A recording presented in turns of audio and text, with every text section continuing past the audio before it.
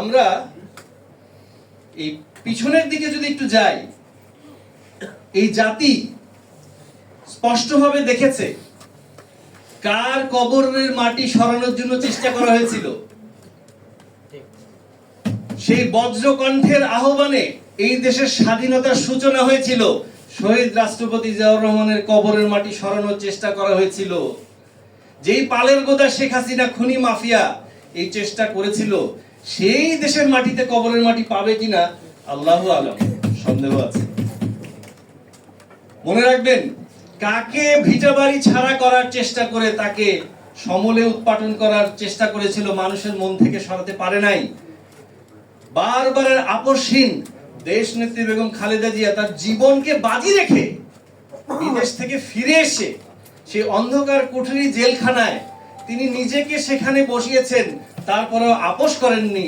তাকে বাড়ি ছাড়া করার চেষ্টা করেছেন, কিন্তু নিজেরা দেশ থেকে পালের গোদা তার দলবল সহ দেশ থেকে পালিয়েছে, এখনো পালাবার পথ খুঁজছে। 100 ডেজ পার হয়ে গেছে, প্রবাসী সরকার করার ঘোষণা দেয়, এখনো নিজেকে প্রধানমন্ত্রী দাবি করে। একটাবার লাইভে ভিডিওতে আসার সাহস হয় না, হায় রে আমার প্রধানমন্ত্রী।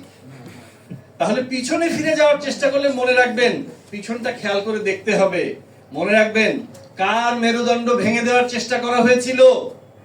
আগামী দিনের রাষ্ট্রনায়ক দেশনায়ক জনাব তারেক রহমান বিদেশ থেকে একটা স্কাইপের মাধ্যমে ভাবতে পারেন, এত বড় একটা সবচাইতে জনপ্রিয় রাজনৈতিক দল, আপসহীন দল, সেটাকে কিভাবে এত ষড়যন্ত্রের মধ্যে ধরে রেখেছেন? আপনি ভাবতে পারেন? এটা ঈমানের দাবি। আপনি যতই আমার কাছে থাকুন, যতই সংগ্রাম করুন, আপনার পদস্খলন হলে আপনার জায়গা নাই, এটাই ঈমানের দাবি। আপনি ভাবতে পারেন 17 বছর ধরে তার সাথে সংগ্রাম করেছেন, তার নির্দেশনায় সংগ্রাম করেছে, এখন তার পদস্খলন দেখার পরে সাথে সাথে বহিষ্কার করে দিচ্ছেন। এটা কি খুব আনন্দ নিয়ে করছেন? তার অন্তরে সেই কষ্ট হচ্ছে না?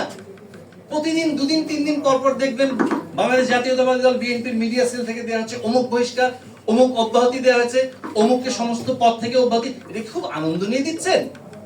This is called backbone. এটাকেই বলে ঈমানের দাবি। আপনি যতই আমার সাথে থাকুন, যখনই আপনার পদস্খলন হয়েছে, যখনই আপনি লেজুর বৃত্তি, চাটুকারি এবং চাঁদাবাজি এবং আরো অন্যান্য নিজের পরিচয়কে আপনি ভুয়া পরিচয় দিয়ে আপনি দলের মধ্যে বিশৃঙ্খলা সৃষ্টি করছেন, সাথে সাথে you are no more, you are out of my box. এই হলো সেই মেরুদণ্ড, যার মেরুদণ্ড ভাঙার চেষ্টা করেছেন। সেই মেরুদণ্ডের উপর আস্থা রেখে, আল্লাহর উপর ভরসা করে কালকেই ভোট দিয়ে দেখেন, এই দেশ ও জাতি তার আশায় একটা বুক বেঁধে আছে যে এই জাতি এবং এই দেশকে একটা সমৃদ্ধশীল জাতিতে পরিণত করবে। এই জন্য আবারও বলছি, দেখুন, আপনার সাথে আমাদের কোনো বিরোধ নাই। সূরা মুহাম্মদ, সূরা ইউনূস, এই দুটাকে আর যোগ দিয়ে বলতে হবে না।